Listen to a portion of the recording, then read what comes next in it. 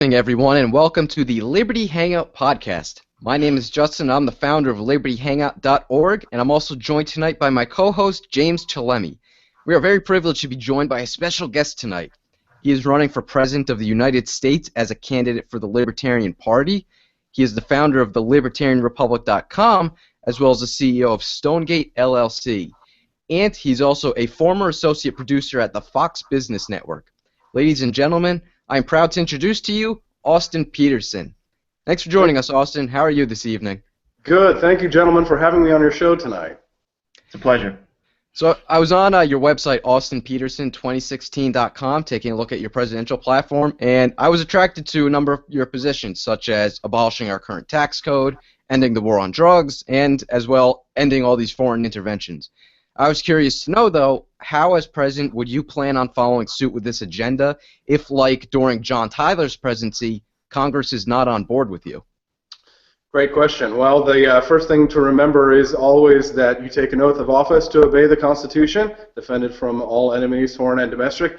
And you have to remind the American people that no matter what my grand schemes of a libertarian dictatorship could possibly be, that the president has very limited powers under the Constitution. That no matter what I believe, and this is why people shouldn't be too afraid, even if they're like, oh my gosh, a libertarian, he's going to screw everything up. Even a libertarian president would not have any more power than the president already has under the Constitution. So I think that if I want to get an agenda like this passed, for the most part, I think you tend to be a libertarian just by leaving everyone alone. So I think that if I were to not create a single new program, not create a single new tax, not create a single new alphabet agency or security department or whatever, well then that might be a libertarian victory perhaps right there. So all of these sweeping and bold reforms that candidates make all the time are always pie in the sky because in reality the president only has certain limited roles. So since, as you mentioned, your duty as president is within the confines of the Constitution, and I think we can agree that executive actions are not exactly within the confines of those of the Constitution, would you as president perhaps veto all previous executive orders by the previous president of the United States? No, I think that in order for me to give you the proper answer, I can say, while I would love to just get rid of all the executive orders, perhaps some of them may be necessary and appropriate.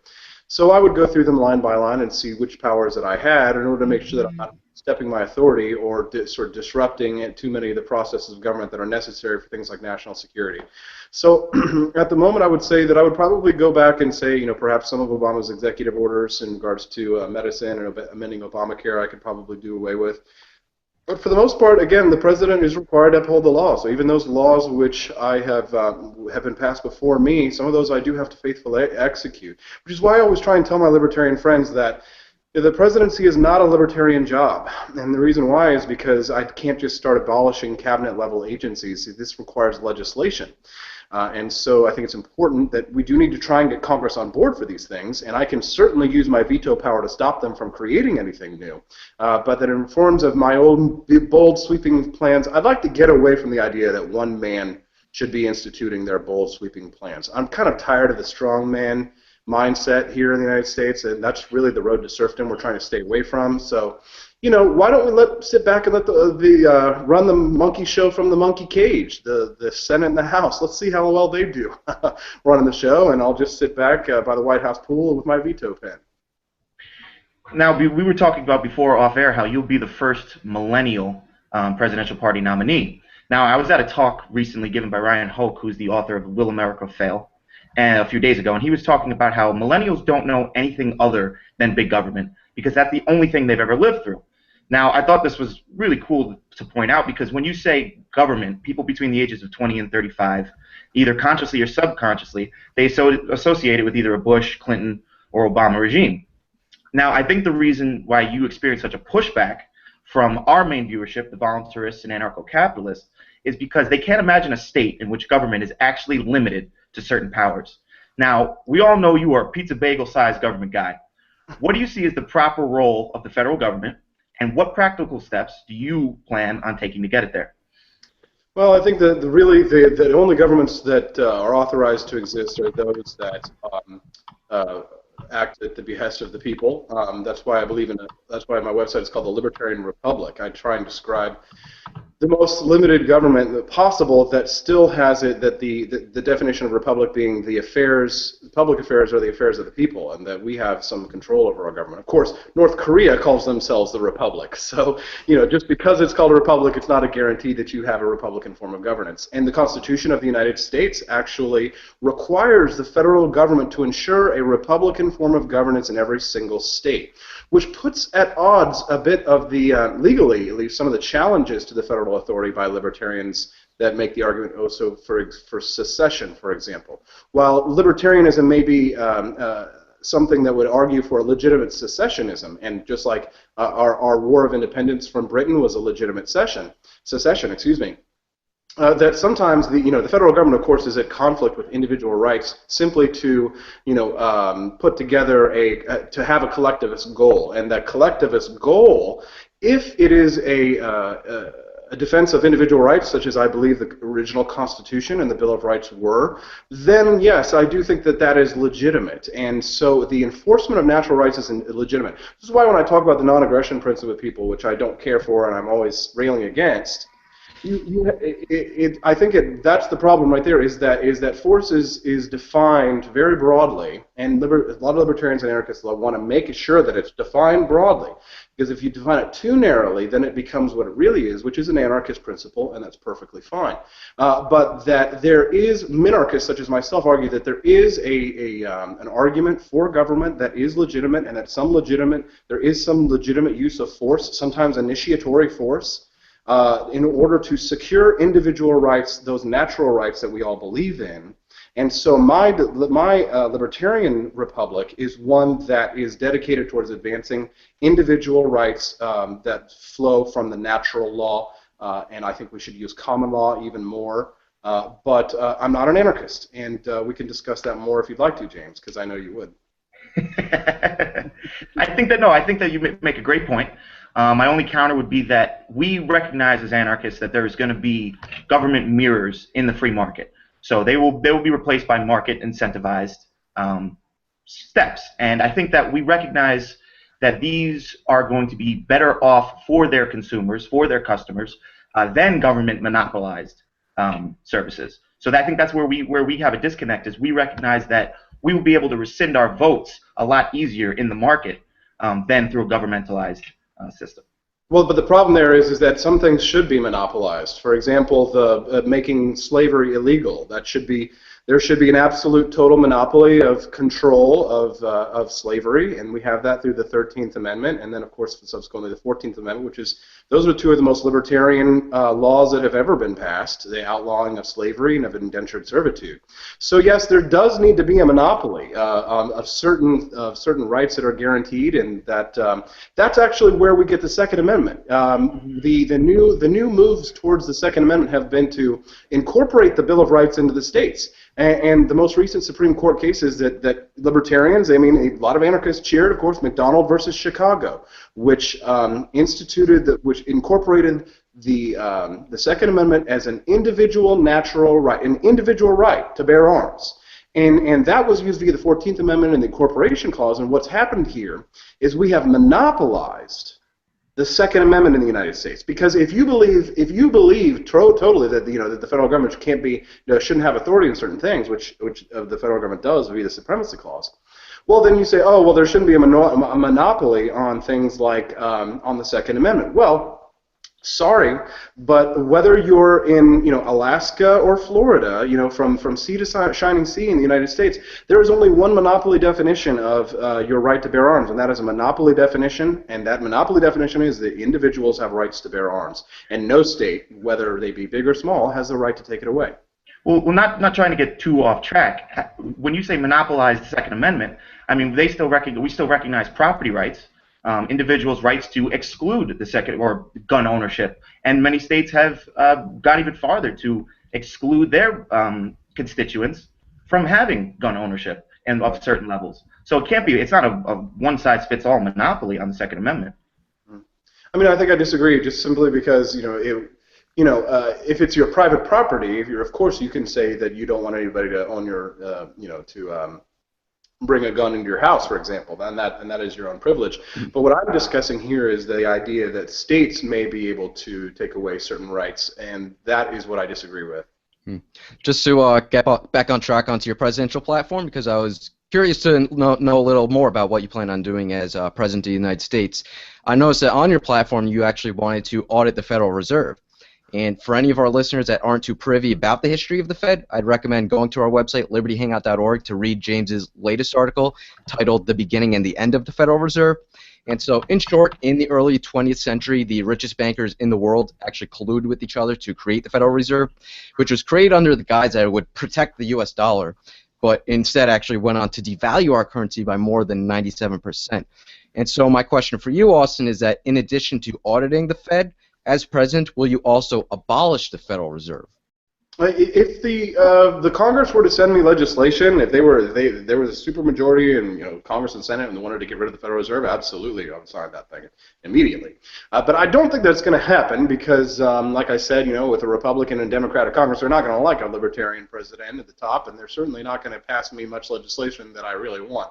So I've got to think about what are the possibilities that I might be able to get if I were the president. Perhaps I could influence certain members of Congress. Perhaps I could have Rand Paul or Thomas Massie or Justin Amash in the House proposed legislation that would loosen some of the restrictions of legal tender laws.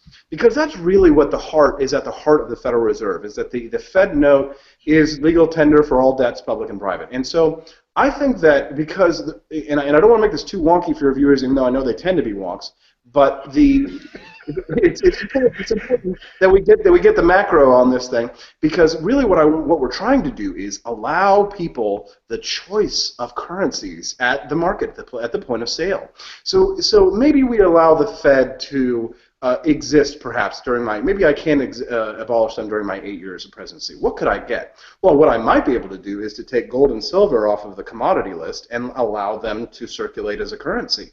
And that would be a big victory. Also, we could do things like allowing more digital currencies to grow and to legitimize them as means of trade. Because really the idea of the discovery of the marketplace is we like to discover the best phones, we like to discover the best computers, what's the best source of food for ourselves, but we haven't gotten a chance to discover what is the best money, because government controls the tap. That's what Hayek's the Nobel prize-winning economist, the whole theory is that this is the pretense of knowledge. We'll never know what good money is until we're allowed to experiment. And so I'd like to allow Americans to experiment with money by loosening some of the restrictions on legal tender. And that's really where I'm going to start stabbing. I'm going to stab them where they're soft. I'm not going to hit them where they're strong. I'm always going to attack my enemies where I think that I can actually make a little bit of a dent.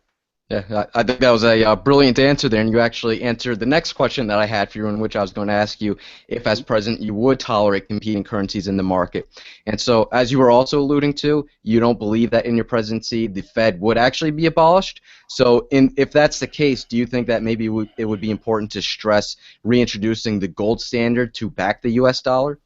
Probably not, even though it sounds sexy. I mean, I love it. It sounds great, but to me, it's still fiat, and I'll tell you why. Because if we introduce the gold standard, then the government sets the price of gold, right? So they decide what the exchange rate is going to be based on their phony baloney Federal Reserve notes, and that doesn't sound like a good idea to me because, again, you're losing the elasticity, which might be good for a certain currency, right? So the problem with our Federal Reserve note right now is that it's not backed by anything, so it's guaranteed elasticity. But one of the reasons that Bitcoin could be valuable is because there's a finite amount of it, right? Just like there's a finite amount of gold. So when you're talking about like deregulating the marketplace, I don't know that setting the government to a gold standard would be a wise choice, simply because, again, they're going to fiat. They're going to declare what the price of gold is, and they'll they'll do all their monetary magic to try and pump up the cost, inflate it, and to manipulate it. So yeah, I don't know that a gold standard is wise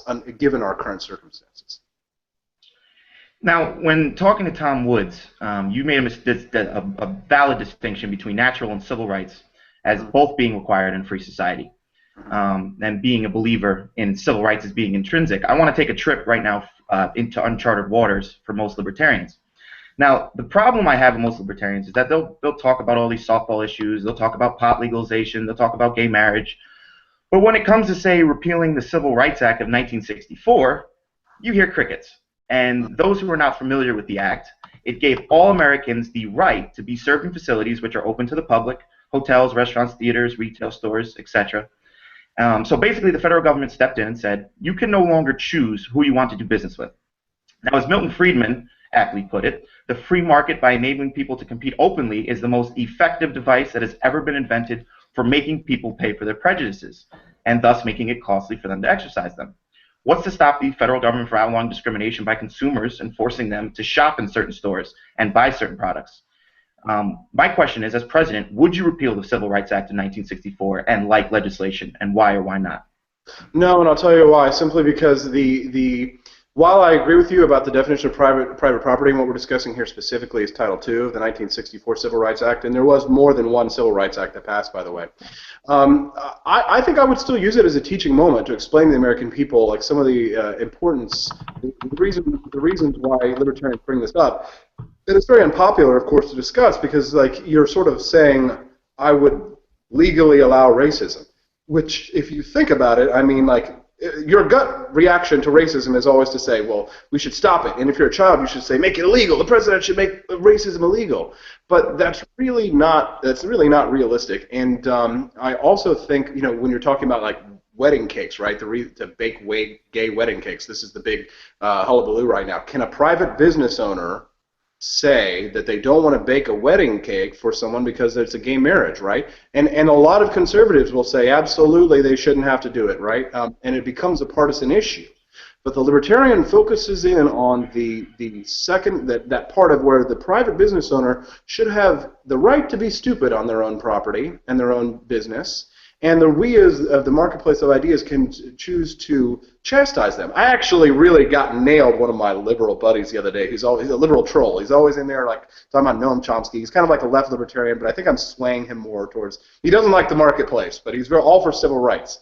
And he would say, oh no, the government must demand that they can't serve, that they have to serve wedding cakes to gay couples, and the government demands that they must serve them blacks at their wedding counter because it's a public place and you can come in and you shouldn't have the right to do that. And then they use the Interstate Commerce Clause to legitimize all this. So this isn't just a simple yes or no answer, right? There's a lot of nuance in here, and I want to make sure that you understand why would I vote for that Civil Rights Act. You know what the line item veto is, right? The president doesn't have that power. Every president has always wanted to have the line item veto power. If I had the line item veto power, perhaps I would have struck that section from the Civil Rights Act. But you have to remember, there were a lot of good things that were done by the civil rights movement in this country. And it's just like with, for example, another famous movement, the feminist movement. And with the suffragettes, with the women's right to vote and equality for the sexes, came temperance and prohibition. As the feminists said that it was the evil, intoxicating liquor and alcohols that needed to be destroyed because that was what was unleashing the passion of men that were beating their wives and et cetera, et cetera. So there's a lot. The problem with progressive movements and with progressivism and you know, in general is that as we progress, you know, we do oftentimes get a little nose. We get those camel's noses under the tents of future losses of liberty, setting ourselves up for future losses of liberty. And perhaps in the future, what we need to do is we need to take them back piecemeal. Short of a full-scale revolution, I don't see us going back and revisiting the Civil Rights Act of 1964. And I think that you have to remember, of course, there was a lot of evil, there was a lot of segregation, and there was a lot of racism and Jim Crow, and that was absolutely under the purview of the federal government to step in and to stamp those states from violating individual rights. Just to follow up, would you agree that societal pressure and social ostracizing are much more effective tools than government regulation?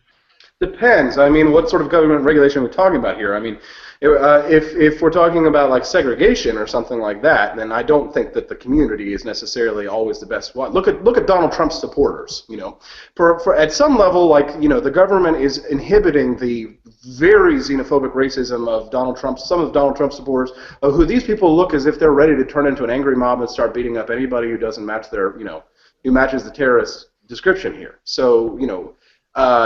Yeah, I think you've got to be careful in just with saying, you know, that the government is necessarily weaker than society, the market. It definitely is, but you know, the free market has problems solving certain certain things, I would say. Perhaps if there was an asteroid coming to hit Earth, I'm not sure that there would be a lot of private space agencies springing up to blast asteroids out of the sky to solve that problem. And so those are issues of the commons that we do have to discuss. And, again, this is why I tend to be more minarchist on certain things, which ticks off a lot of anarchists. But no, I do think that the market is more powerful because the laws of supply and demand will usually catch up with you. And in the end, Keynes was right. We do all die in the end. And so we have to have a realistic viewpoint of what we can accomplish within this 50, 60, 70, 80 years that we have on this planet. And so I think libertarianism is the best way to go about these things, the libertarian solutions in general. But, we aren't gods, so we have to leaven our radicalism with realism. Now, while we're on the topic of Donald Trump and xenophobia, I actually wanted to talk to you about the recent Syrian refugee crisis, since I know that you've been a staunch proponent of letting them in. But I was hoping for a bit of clarity. Would you, as a president, use taxpayer dollars to bring refugees into this country? Or would you instead make it legal for private charities and businesses to voluntarily house or provide jobs to these refugees? Yeah, that's the one that I would go for, obviously. And in terms of solutions, you've given me the libertarian option, so thanks, I'll take it. It's not an either or. Again, as president, I'm required to faithfully discharge the duties of the president of the United States. So help me God. And if I have to follow the law, the law is that we do take in a certain amount of refugees, especially from crises in which we played a part. A lot of libertarians do believe you break it, you bought it to a certain extent. And I know that there are some people who are coldly and callously who say no, but our national security is not necessarily going to be benefited from trying to deny Syrian refugees, simply because it already takes years and years for these people to be properly vetted and get through our system. They only take about 10,000 per state, and each state has their own protocols for how they house these people and what tools are used to manage the social welfare of immigrants and refugees. It's not the immigrants and refugees that we really need to worry about, okay? Because the acts of terrorism that occur, it tends to be homegrown.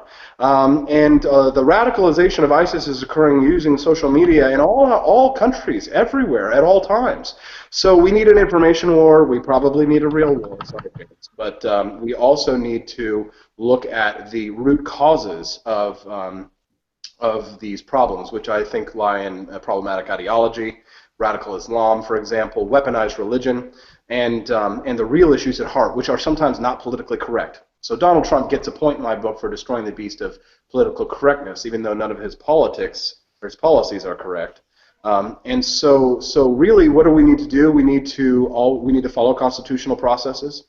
Always follow due process and respect to human rights and natural rights. So when it comes to Syrian refugees, we should, if we have to do what we've done, which is the law, then we should follow the law.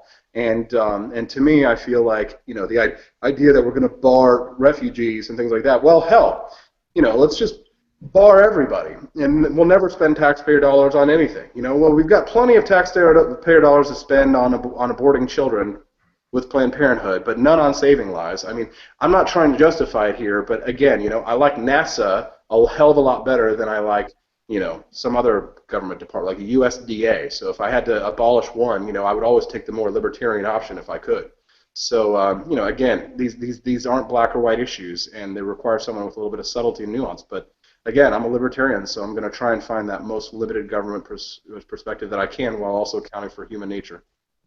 Now, as president, what would you do if certain states, like as we're seeing right now, a bunch of governors are coming out and saying that their states will not accept refugees? Would you, as president, use the federal government to step in that situation, or would their powers be reserved under the 10th Amendment? Yeah, I would try and find a way to respect those governors' wishes, simply because I know that not everybody in the United States is cold and callous and heartless and hateful and disgusting and rude and xenophobic and dumb as hell and a bunch of inbred rednecks and T-billies and stupid xenophobic, racist, anti-Semitic, hateful, ignorant, isolationist idiots. Not everybody in this country is. That's what makes America great, because our country is populated by very charitable, loving, kind, warm, giving people. And I think that there are probably plenty of people here in the United States who would be more than happy to take those refugees in. So you know what? If you want to be a hateful jerk and you want to put yourself out on cameras and make yourself look good right now on TV, just remember, George Wallace thought he looked pretty darn good standing in front of the KKK flag 50, 60 years ago, and now we all make fun of him because we know that he was in the wrong. So allow the idiots to out themselves, just as we discussed earlier, and we'll find the good people who want to do the good things, and we'll make it work. Now, for our followers, who I know when you referred to them as wonks earlier, you were doing so compassionately, but ad hominem aside, most of them don't know Austin Petersen that well. They know Austin Petersen, the minarchist, and I think many people may even, gasp, take your work for granted in the libertarian movement. What most people don't know is how you found libertarianism. What works led you believe in the tenets of individualism, personal liberty, and free market economics? And also, who's on your libertarian Mount Rushmore? Oh, great question. Great question. Oh, darn. I couldn't not put Ron Paul up there. I mean, as much as some of the years I've disagreed with him over things in recent years, I'd have to put Ron up there. Definitely Friedrich Hayek. Definitely Ludwig von Mises. Gosh, I know your anarchist friends are going to hate me for this. I'd put Ronald Reagan up there. He did a lot of bad stuff that was not libertarian, but he was very much influenced by our people, and he represented Americanism as its best. He was probably the closest thing we ever had, other than the top 5 presidents, which are Gerald, what's his guy, the guy who did the 1880s, the Gilded Age, Gerald. Oh gosh. Not Ford, but who was the guy that was Cleveland, Grover Cleveland, yeah. In the modern era, obviously I think Reagan would be up there, but no, I thought libertarians are going to kill me for that. Thanks to Milton Friedman. Milton Friedman, Friedrich Hayek, Ludwig von Mises, and Ronald Reagan, the guy who put their ideas into power the best he could. I just have to follow up there. If you're going to put Reagan on your Rushmore, where does Jimmy Carter fall in? Hey, now Jimmy Carter was just seen as a weak president. He was actually sort of a hero in some ways. A nuclear scientist, saved a lot of people's lives, but personally at one point, and he gets kicked around because he was a Democrat and stuff. But there's something endearing about Jimmy Carter, even you can find. But yeah, deregulated a number of industries. He cut government spending faster than any other president. As you said, he was seen as a weak president because of his weak foreign policy. But you know what? As we can agree, he which governs the least governs the best. Yeah, it's Calvin Coolidge, right? Exactly. That's the president I take the most inspiration for what kind of a presidency I would like to be. Silent Cal. Well, I'd probably be a little more loud than Cal, but I would definitely be pulling the veto pen the same way that he would. But James, you had the first part of your question there. You were saying my libertarian Mount Rushmore. I don't want to miss the first part of your question. Can you just repeat that for me? Just a synopsis of how you found liberty and what works led you to where you are today. Okay, well, I mean, this is something I've been contemplating recently because it's like when I look way back in my life, I've pretty much always been a libertarian. And when I qualify that, I would say that it's because I've always believed in capitalism and free markets and the right to trade.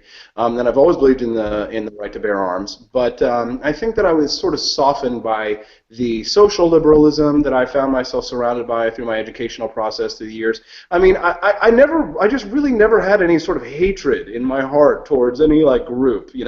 I guess I sort of, maybe I was buying into the cultural Marxist propaganda the paleocons will say, you cuck, Austin, you cuck, you want to let all these immigrants in here. I love Mexicans and I love Middle Eastern halal food, so I've always, and I love Japanese. I mean, Alex Jones was right. I am a globalist. We're all citizens of planet Earth.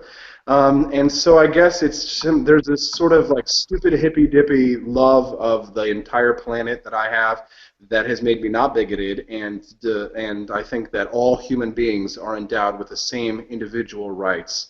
And so, so my libertarianism has always innately been, I've always been innately a libertarian. But I guess sort of my radicalization came through Ron Paul, and my intellectual foundation has come through my contact with many libertarian think tanks, such as the Cato Institute, Atlas Society, and many international institutions, and Institute for Economic Affairs in London, and my time with these institutes where I've come into contact with some of the most brilliant and renowned scholars of free market libertarian viewpoints, and I like to read, so I read quite a few books, pamphlets, articles, and things like that. So I can't say necessarily any one person really brought me or like woke me up, or that I used to be a neocon or anything. I've never been a neocon, and I've never been a social democrat. I guess I've really just never been anything but a libertarian. What are your thoughts on some prominent ANCAPs such as Murray Rothbard, Walter Block, and Jeffrey Tucker? Walter Block seems to me to be, oh gosh, it's hard. You're pitting me against these three guys.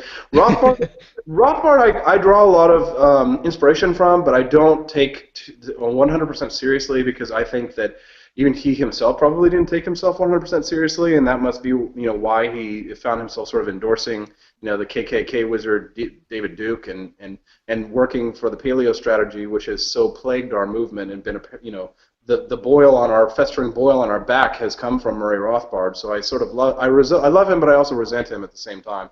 Walter Block, much more respect for, because more than perhaps Hans Hermann Hoppe, I don't detect any sort of cultural bigotry there. And Block is certainly trying to piece together real solutions to problems. I mean, the abortion question, which he got booed for at the Campaign for Liberty in 2008 when we had the Rally for the Republic with Ron Paul, and I was there, and Walter Block was talking about evictionism in terms of abortion, and the conservatives that Ron Paul had brought on board were like, boo! And I'm like, what the hell? Like, this is hardcore. This is libertarianism, man. And the conservatarians who have been brought in and who are all supporting Rand Paul now, and a lot of them may go to Ted Cruz, which I'm very resentful of. They were all booing him, but Walter Block I have tremendous respect for, especially because he brought along several of my friends, and he's always been, I think, pragmatic. Much as he's an anarchist, he's been very pragmatic about bringing forth solutions like Milton Friedman did. And who else was the third guy? It was the third anarcho-capitalist we were discussing. Oh, Jeffrey Tucker. Jeffrey Tucker. I could talk for an hour. You guys don't have time for me to sit around and pray. I know that Jeffrey's getting a lot of crap from the conservatives, from the the ones who are using the word cuck all the time. These alternative right people who are these are not libertarians, by the way. These are like Stormfront people, which I like to call them storm cucks because it turns it right back around them. But these are the white nationalists. These are the white identity politics people. These are people who they may talk lip service about liking Rand Paul or Ted Cruz, but these are Trump supporters, man. These are people who are the people who are attacking Jeffrey Tucker. These are not our friends, and you got to be real careful because they're going to bear that Gadsden flag, but they don't know what the hell they're talking about.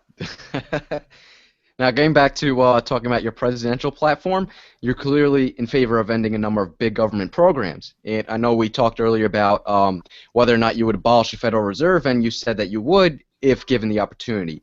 Are there any other federal institutions you would consider abolishing in order to shrink the federal government? Yeah, man. How much time you got? I need to focus on probably. I mean, I read a poll recently that said 75% of the American people see that the government is corrupt.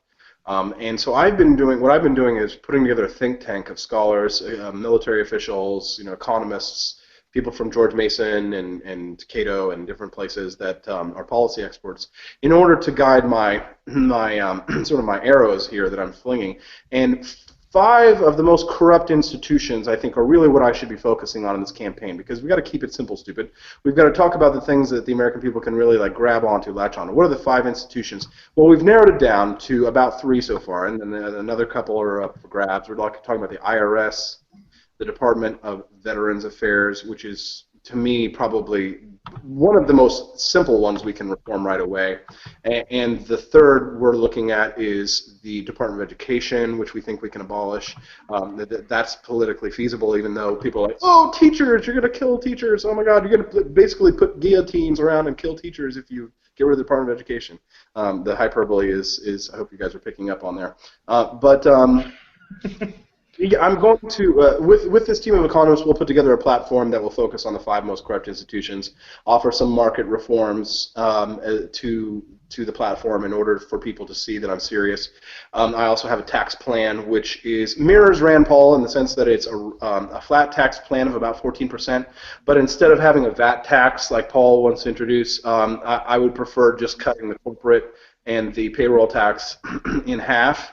Or dropping the corporate tax from 35% down to like 14 to 15%, and the payroll tax to about that level as well, rather than sort of instituting a new system of VAT tax, which could be, again, another one of those camel's nose under his tents.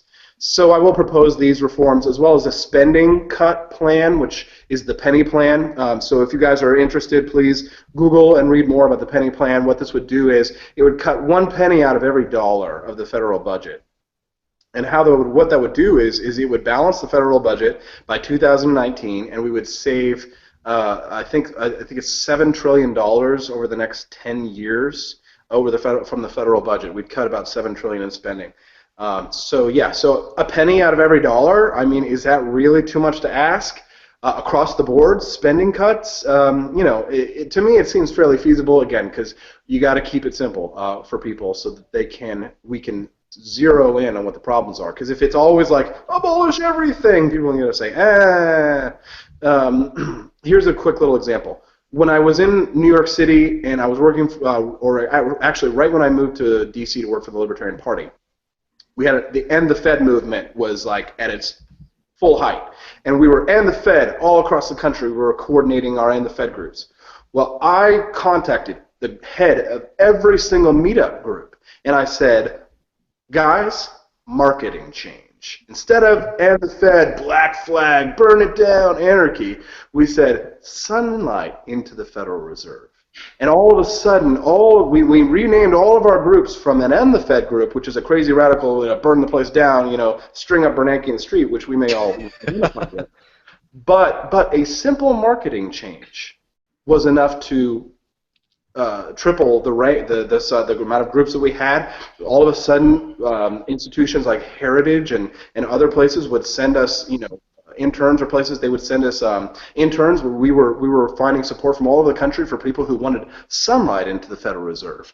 And so, again, my argument is not that there's not a problem with libertarian principles. It's only a problem of how we market these principles. That's why I'm running, is because I think what I'm good at, what I offer to the libertarian movement is something that libertarians tend to not be good at. And actually, James, I wasn't being sarcastic or being, or being rude when I said that your viewers are more wonkish. When I'm encountered by an anarcho-capitalist, I assume that they've done a bit more reading than your average Sunday news viewing audience. So again, I think that even anarchists should support me because I'll tell you why. Because if they do support a presidential candidate, because I at least listen to anarchists. I at least take inspiration from anarchists. If I disagree with them on certain things, then I'm going to back it up. I've read Robert Nozick. I've read Anarchy, State, and Utopia, and I'm very firmly in that minarchist camp. But there are many, many important things that need to be solved by the private marketplace, and anarchy is all around us. The private, spontaneous, free market, in a sense, and how that operates, that planned chaos, that spontaneous order that we all discuss. Like, I'm introducing those principles to the American people. Don't you see? Like, anarchists I know that they don't appreciate me, and a lot of them are just going to hate me anyway because it's fun to have a bad guy to destroy. But I'm bringing those principles at its heart to the American people in a manner that they find consumable. People hate the Libertarian Republic. The Libertarians hate the Libertarian Republic, but the American people love the Libertarian Republic, because I know this by the numbers. And that's because I'm giving them these things, all of these things that you and I discuss and love, and introducing them to all these authors in a way that they find consumable. So there's just a 10% cyanide in that orange juice, That's what Glenn Beck always used to use that phrase. It's like, oh, the leftists, they're giving in the Kool-Aid, they're giving us that little bit of cyanide. Well, if you put just a spoonful of sugar helps the medicine go down, I've found. Now, I think if anyone follows you on social media, they know about your huge crush on Rand Paul. I also know that being a Rand Paul fan while watching these debates during this election season has been like being a Ronda Rousey fan while watching her last fight. Brutal.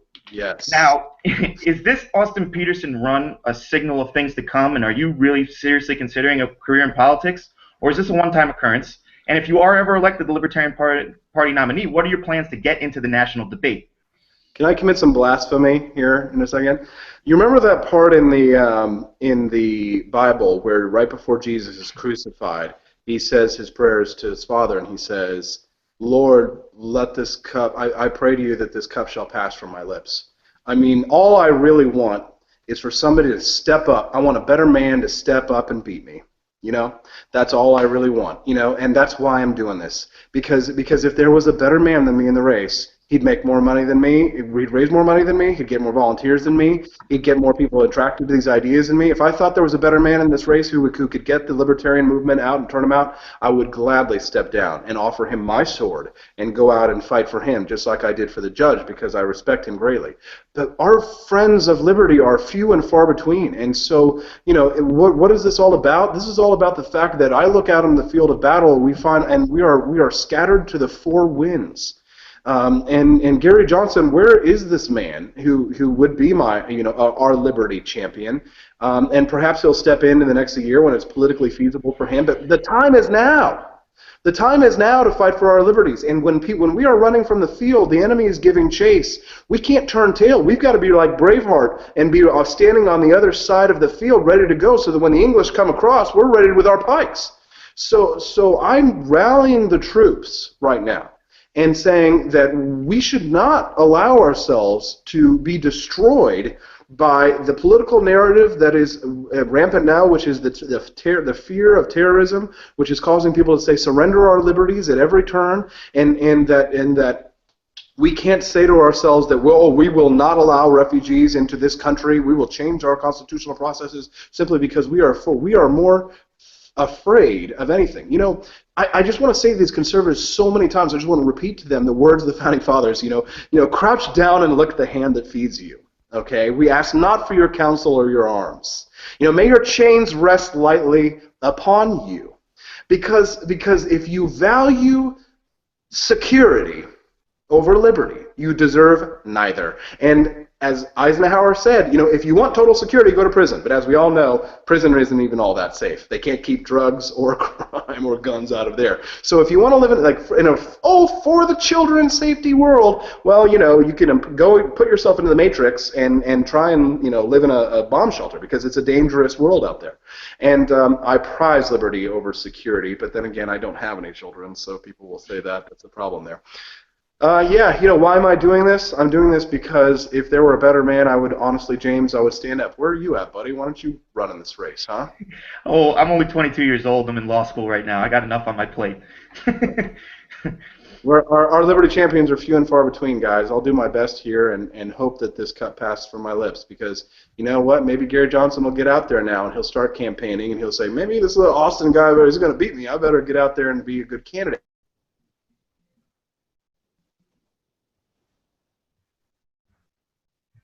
And is he gone? Is the man here with us? I'm here. Can you guys hear me? There we go. Much better. Okay. Yeah, cut out for a So second. there are a lot of good things that can be done, guys, in order to advance liberty that I think I can do. And I know it requires trust, and trusting in the liberty movement, we do not trust. We verify. So I'm going to do my best to try and earn your support, guys, and earn your votes, which, you know, we haven't told the story. Didn't you guys... James, didn't you troll me quite a while? You've been on the Austin Hater Club for a while. So why don't you answer some questions yourself, buddy? What was your change of heart, huh? Well, change of heart in what respect? Well, like down with Austin Petersen, and now it's like Austin, come on my show. Well, I think in large matter, I think it has a lot to do with my actual entering into law school and seeing the horrors of common law and seeing how many things need to change. And you know, listening to the Tom Woodses and the people that, you know, have such a basis and understanding of the Constitution, where we can reach a lot more people than by just peddling the non-aggression principle to people who are going to close their ears. Agreed. Hey, good man. Yeah, so getting back on track to learning more about what you would do as president. In the United States now, you're about 55 times more likely to be killed by a cop than a terrorist, as you sort of aforementioned earlier by saying that terrorism isn't really too much of a threat here in the United States. And I think we can probably all agree that the statistic is largely due, in fact, to the war on drugs. But let's say that even as president, if you were successful in ending the war on drugs, what would you do to demand a greater accountability from law enforcement? And are you in favor of privatizing the police so that they can face market competition? Well, there was an example. I think it wasn't Sacramento. It was somewhere in outside of Los Angeles, I believe. There, Oakland. Yeah, Oakland actually pooled together to buy private security for the neighborhood, because police simply weren't able to cover enough blocks and provide them enough security. And so, obviously, I think that that's perfectly legitimate for citizens to band together and purchase a security guard. Everybody likes private security. When I go to the Libertarian National Convention in Orlando next year, I'll have my own private security guard. So, yeah, I think privatization of security is, perfectly legitimate. I mean, people freak out when you talk about that, but it's like, do you have an alarm in your home? I mean, we all purchase private security options all the time when you purchase a padlock. You don't expect that the police are going to always be able to be there to solve every problem or, to answer every call that you need. So yeah, we need to have some sort of self-reliance here, and I think that there does have to be some police, and that perhaps their job is to back up what the citizens can't solve on their own, because we do have a Second Amendment, of course. Yeah, I just, when it comes to the idea of police in general, think about it like this. Like our ideological opponents, conservatives and liberals. Conservatives hate. Conservatives don't really care for federal police, right? Remember the Clive Bundy situation, the ranch, where they were pointing the guns at the BLM feds. Conservatives don't care for the federal police, and liberals love the federal police. And conservatives love the local police, but they don't. But the liberals, they love the federal police, and they can't stand the local police. Libertarians don't like police. Maybe we don't like being told what to do, And the idea is that, police and military, the minarchist says, police and military courts are what they call necessary evils. But they are necessary. And so that means that, that they should be given respect, because they do a job that a lot of us sure as hell don't want to do. And there are a lot of good cops, just like there are a lot of bad cops. And so we have to say, realistically, that in terms of security, I love my security guard, but if my security guard started giving me advice on foreign policy, I might say, hey, kid, check yourself before you wreck yourself. I hire you to do a job, break stuff, and keep me safe. I don't need to be, you work for me. And that's the problem, is that when it comes to police and military, I think the conservative mindset is almost that we work for them, but don't lie. These guys are bootlickers, from top to bottom. Somebody was shoving them. They're like, you didn't kiss the veterans' butts enough this week. I'm like, how much do I really need to do? Like, do I need to get down, lower? Do I need to buy knee pads here? There is a worship of authority in this country that is, to me, totally un-American, and it's totally against everything we had. But we should expect it. Do you know why? Because during the American Revolution, a third of us were Tories. A third of us were traitors and turncoats, and they loved King George, and they were going to pay every single dime of those taxes. It was us radical libertarians and anarchists who were saying, hey, screw you, bam, flintlock pistol to the head. So I would like to revive that sense of real rebellious Americanism, and the willingness to say, stand back, cops, I got this, But, the people are fearful. That is why Trump is in the lead. Oh, take our guns, government. Take everything. Take all the responsibility of self-control, of security away from us, because it's so complex, and terrorists are encrypting their phones with their Google boxes and their, This is why millennials need to take over, because we understand the technology. We know what government is capable of doing, what they're not capable of, what the private market can do better than the security market. The private market can do security better. From the TSA to the NSA, I guarantee you that a private contractor is going to do it better. Now, when it comes to military breaking stuff, maybe hard for private citizens to afford an F-35 or an A-10 Warthog. However, when it comes to our police and our military, minimal statism, guys, minimal statism. I know you hate to hear that, but get on board. Well, being somebody who's written extensively on how we could provide market-altered police, military, and courts, I think there's a great deal of literature that you still are yet to read that would maybe sway your decision, as it has the Judge Napolitanos and the Ron Pauls, who are very voluntarist at their core. Yeah, but they're old, and they don't have to live in this world much longer, James. Just remember, it's easy when you're at the end of your life and you fought for everything, and you see it, and perhaps that you haven't got to be able to go, burn it all to the ground, because I ain't got nothing to lose. But the rest of us are a little invested. And being somebody who brought me to the libertarian movement was the American Revolution, who I've had such an affinity for since I started getting into politics. I totally agree that is what our job now as libertarians is to go back to. I mean, our founders were calling for the heads of the police. They were calling for the heads of the military. They were fighting over 3 taxes. I think we've gone soft as a generation, and I think that if we can get you back on our team and fighting for us in the right areas, I think we'll be better off as we were with the Ron Paul movement. The Declaration of Independence, one of the reasons that compelled us to separation was that he has sent hither swarms of officers to eat out our substance. And amongst us were the redcoats who were fining us and taxing us for everything they could. They were writing their own search warrants and coming into our homes. And certainly the NSA is doing that in such a way, and they've done that through a back door, through corporate personhood, and through corporate personhood they've been able to gather all of our records and our metadata on our phones. So we have to have a discussion about that as well. But yeah, listen, I'm like, I guess you could say I'm a cross between James Madison and Thomas Paine, and a little bit of Patrick Henry, because Jim Madison saw it as important to write that Constitution, and that there needed to be, and the Anti-Federalists, Henry and others, saw that there was a need for a Bill of Rights. Again, the reason that the Constitution was written in part was because the sons of anarchy in the United States were going around overthrowing local governments, and they were creating chaos. They were real anarchists in that sense.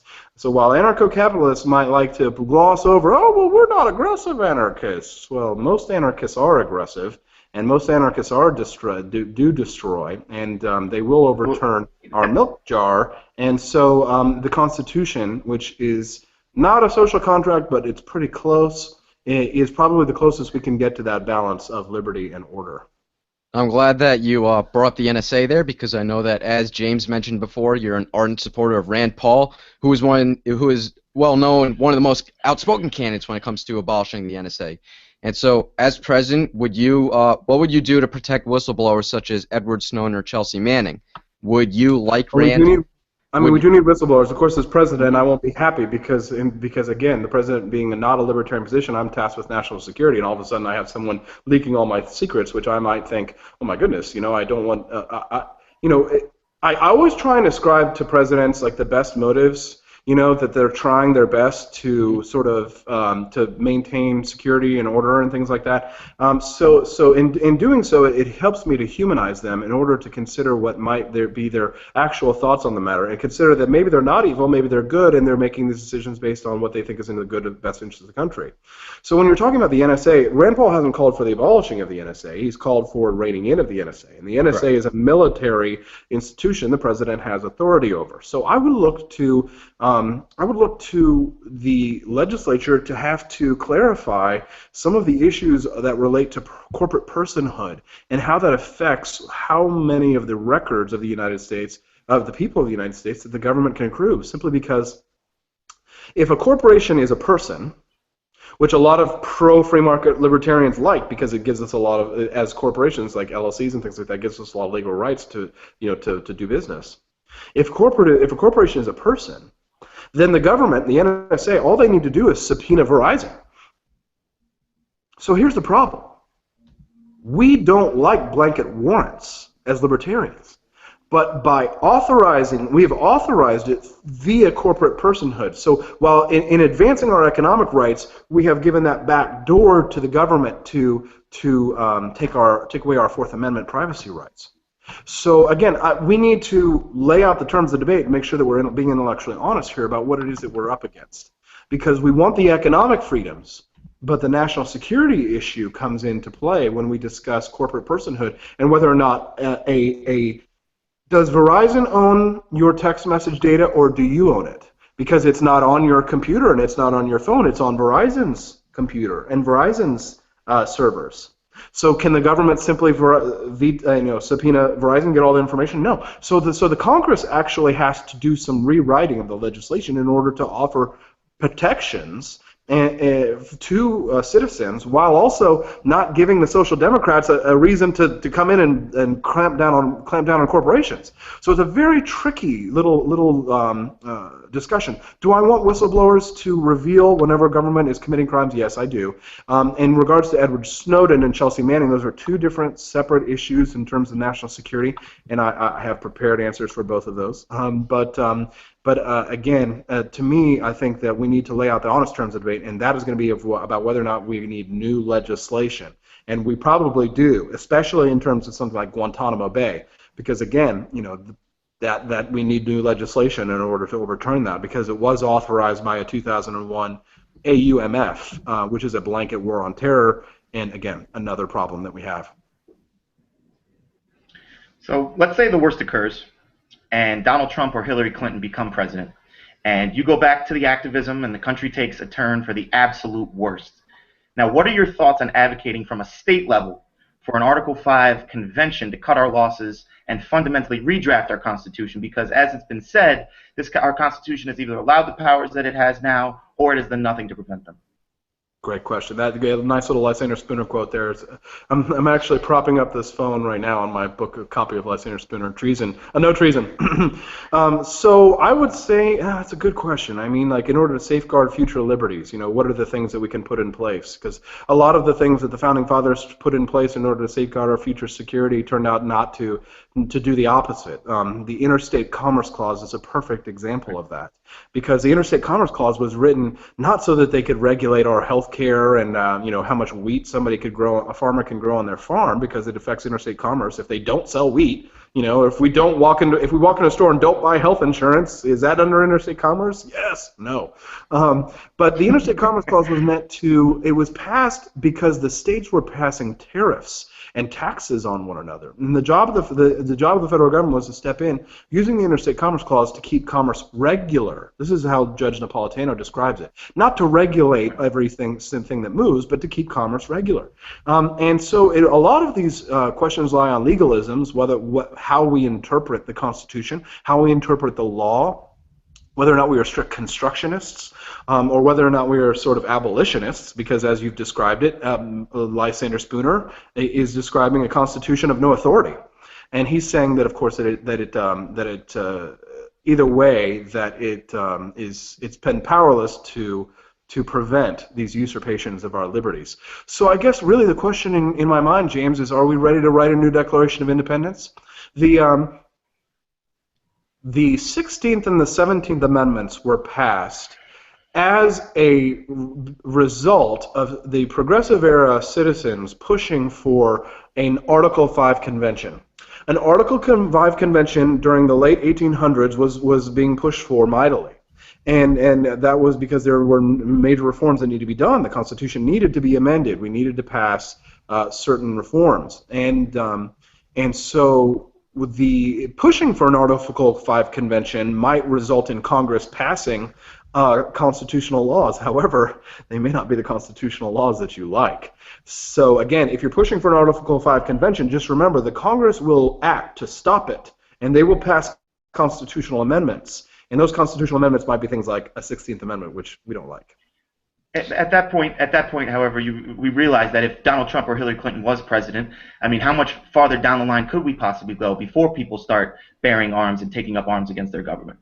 It depends. If they're coming to take our arms, then yes, it's time to start shooting. And if they start talking about like what Donald Trump is talking about, where he's actually making a registry of Muslims, then yes, it's time to start shooting. This is what World War II was all about. They were giving stars of David to Jews, and I know people say, false dichotomy. No Jews were ever blowing up our buildings. Blah blah blah. I'm like, that's not the point. The point is that the United States, that all individuals have individual rights, and we don't match people out of their caste or creed. In India they have a caste system. And in some countries they have a creed system, and in the United States we have another creed, and that is that all men are created equal, and we are endowed with certain individual rights, and that's really what we have to fight for. That's what we have to zero in on. We're fighting for individualism over collectivism here. Whether or not you don't get your rights because you're gay or white or black or Mexican or female or whatever your choice of your path in life is, you get it because you're an individual human. And that has lots of implications in many different things, like abortion or et cetera, et cetera. So yeah. So again, these questions that you've asked, James, are at the absolute heart of our philosophy. And if I were the presidential candidate of the Libertarian Party, I think that I would be the best person to articulate those to American people. Now, before we wrap up here, I just had one final question while we're on the topic of individual and states' rights. with the government growing as quickly as it is, obviously a lot of small government conservatives and libertarians are getting fed up and are perhaps close to the final straw. Now, with this said, I don't think it's entirely irrational to believe that some states may secede from the Union in the near future. Now, if a state or multiple states no longer consent to governance by the United States, would you let them go their own course? And if yes, would you hold this belief consistently down to the individual level if a particular individual wished to secede from an unjust government? Good question. So there's two types of secession. There's two types of issues that are at question with secession. One is whether or not secession is legal, and the other one is whether or not it's moral. Secession is almost always illegal, but it's not always immoral. The secession from Britain was illegal and moral. The secession of the southern states was illegal and immoral. So to me, the question lies at the heart of secession of whether or not it is illegal, and whether or not it's immoral. It may not be immoral. I cannot see myself. I can see myself pulling more of a Robert E. Lee, where if Missouri seceded and broke off from the federal government, deciding high taxes, then perhaps it would be time for me to go and defend my home state of Missouri. But if the state of Missouri did so for the sole purpose of eliminating individual rights, if Missouri was seceding because they wished to abolish the Second Amendment and raise a high progressive communist, become a communist state, then it's time to, then in that sense, then no, it's illegitimate and it's immoral. So every secession has to be viewed in these two terms: what legal methods they can use to promote their individual sovereignty, and what is the moral underpinning for that revolutionary act. So if it's illegal and immoral, then